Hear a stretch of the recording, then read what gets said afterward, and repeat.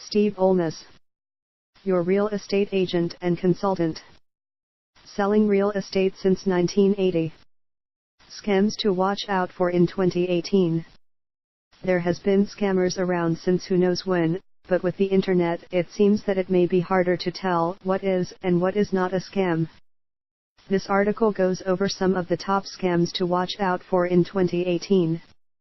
Here are several top scams to watch out for this year, 2018. 1. Medicare card scams. Even if you don't receive Medicare, make sure to warn your older loved ones about this. Finally, Medicare recipients will receive new cards that no longer use Social Security numbers as identifiers. It will instead use what's being called a Medicare Beneficiary Identifier, which will be a randomly assigned 11-character ID made of numbers and uppercase letters. That's fantastic news. You don't need to take any action to get your new Medicare card, but scammers will try to fool you. First, know that Medicare will never call, email or text you to ask for your personal information to get your new card and new number. And the new card won't cost you any money. Medicare is going to start sending the new cards in April 2018. It will continue to distribute the new cards through April 2019. Armed with that information, we hope you will beware of trickery surrounding the new cards. You might hear from a con artist who claims to represent Medicare. They may tell you they need to confirm your Social Security number so they can send you the new card.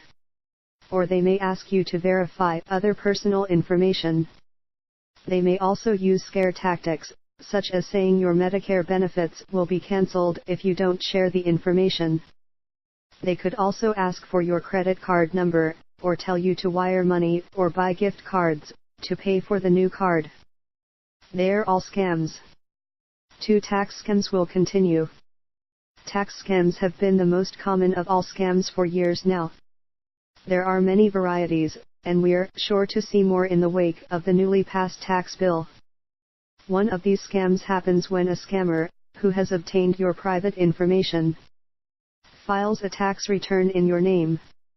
They get a hunky refund, and when you finally file your return, the IRS will put a halt to things while it works out the scam. This could tie up your refund for a year or longer.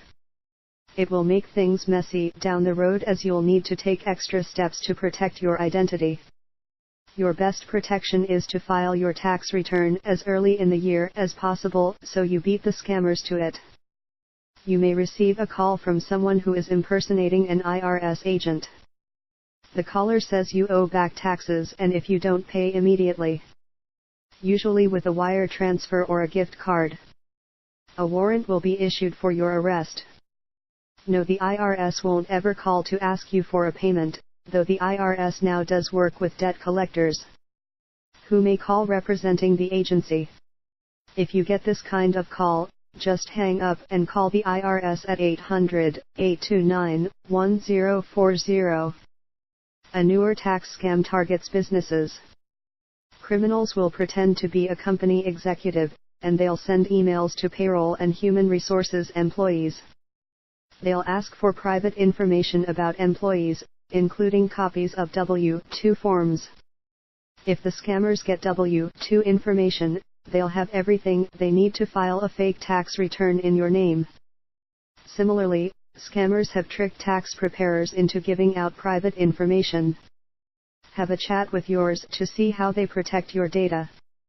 Also note that despite President Trump's hopes, we can't file taxes on a postcard yet. Watch out for mailings of fake tax postcards that will ask for all your private information. 3. Cyber extortion. Cyber extortion is a fancy new name for an old scam, but it's one we're sure to see continue into the new year. This is when con artists trick you into giving them access to your computer. It could happen if you click on a bad link or open an email that downloads malware onto your machine. Or it could happen if you're duped by a caller who says they work for a computer outfit like Microsoft or Windows. They're calling to report a problem with your machine. However, the scammer gets access to your device. The next part of the scam is the same. They will lock up your machine and refuse to release it, unless you pay. Like other computer-related scams. The best way to avoid this is to be on the lookout for email attachments you don't recognize. Don't click on pop-up windows that claim your computer is infected, and hang up if a caller says he represents a software company. 4 data breaches. Last year's Equifax data breach exposed the private information of some 143 million people. You'd think all the past data hacks would have sounded an alarm to companies that hold our personal info, but apparently not. We're willing to bet there will be more big data breaches this year. There's nothing you can do to avoid having your information stolen if the companies you do business with don't keep it safe. But you can keep an eye on your credit to make sure no one is fraudulently using your information or taking out loans in your name. Look out for these scams that could show up post-Equifax. Don't forget that you can check your 3 credit reports once a year for free. We recommend you check one every 4 months so you can spread your reviews over the year. You can also consider putting a freeze on your credit reports, which will stop anyone, including you, from opening new credit in your name. You can learn more about that here. This article was written by Karin Price Mueller, NJ.com, and has been modified. If you have any questions regarding this article or if we can help you with any of your real estate needs, call the Olmes team. Steve and Diana Olmes, your real estate agents and consultants since 1980. We are here to help you, your family and friends with buying, selling, or perhaps just to refinance your existing loan. Call us at 909-590-1537 or by email, steveolmes@steveolmes.com. Remember that real estate is our business and our clients keep us in business. Steve Olmes, steveolmes.com. Diana Olmes, www.mortgagemarketingmentor.com.